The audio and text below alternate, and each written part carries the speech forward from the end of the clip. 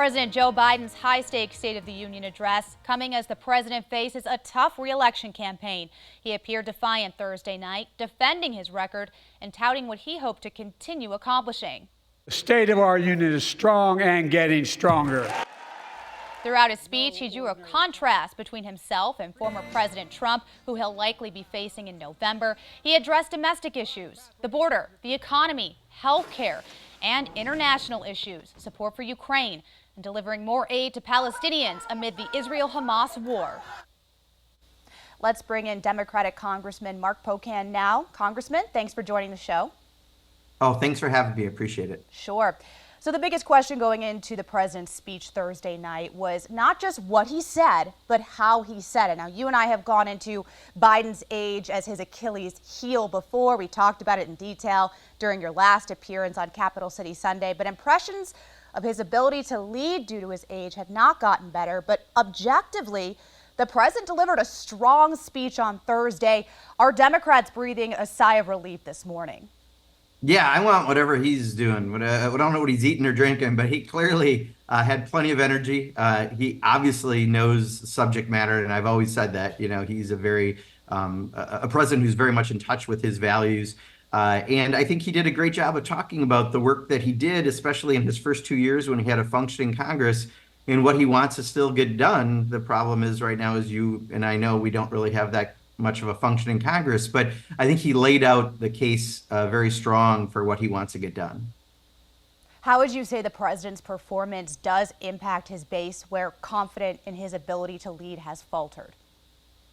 Well, I mean, again, I think you should vote for people based on, your values and what you want to see about the country. And he talked about, personal freedoms, things like decisions about your own body and other issues that are at risk, democracy that's at risk. He talked about the things he wants to do economically that he's done, investing in infrastructure and making things here in America again, reducing costs for Americans. But he talked about what he still wants to do around things like childcare and other areas. So I thought he did a good balance of talking about both his accomplishments and how that can translate to future successes, as opposed to, I think, all too often, sometimes we hear people who just want to breed division and fear and hatred as a motivator. Instead, he really wanted to talk about what he can do for the American people. And I think that was the right tone.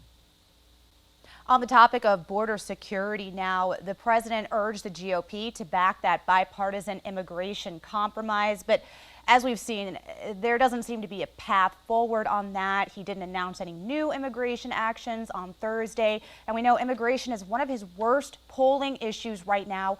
Are Democrats being too dismissive of something voters are highly concerned about? No, I think what he tried to do is take an issue that's been intensely politicized by the Republicans in particular, and try to make it a little bit realistic. I mean, I've been down to the border. Last year I was down in El Paso, one of the major checkpoints where people come through. And because we have not funded the staffing that they need, from judges to personnel and others, you have to wait 6 to 8 years if you're claiming asylum to see if you actually are eligible. If he could do that in a shorter period of time, 3 months, I think, as he said, you might not spend the money and the time to come to the country if you aren't going to have a legitimate claim. But not having that in place, having Donald Trump essentially tell the Republicans not to pass anything because it's an election year, is a real mistake. So I think, by pointing out what I see as the obvious, here in Washington to the American people and talking about that, I think that's important because, some people are making it a highly political rhetoric issue. And I think the president tried to bring it down to reality. We can do something. It's just Congress so far has been unwilling to. Immigration has always been a bit of a political football here, and as we have seen, Republicans have upped the rhetoric on immigration in this crucial election year. So Democrats have to match that. They have to counter that rhetoric. And is there going to be any action, again, because this bipartisan compromise has seemingly just been rejected? Yeah, the president's trying still. He wants to get that bipartisan bill out of the Senate. He'd love to have that. If not, there are some things that he can probably still do as president. But don't forget, he doesn't have the power of Congress. Congress has to actually pass the laws to change things. He can't put money into hiring the staffing that we need. That has to come from Congress, and the Republican majority in the House has been unwilling to do that. And ultimately, presidential actions are temporary. They're not permanent like law that Congress has to do. So much is really on our backs, and so far we haven't delivered. The president called on Israel to support humanitarian efforts in Gaza Thursday. He announced a temporary pier that we use to deliver supplies, and he endorsed a ceasefire. But what is a long-term solution to this conflict? Because this is an issue where Biden is vulnerable as these civilian casualties mount, Congressman. I think the long-term solution is exactly what the president said, and quite honestly has been longstanding United States policy since I think the 60s, which is a two-state solution, recognizing a Palestinian state and having two existing states so that there is peace in the region. Right now, the situation in Gaza is untenable.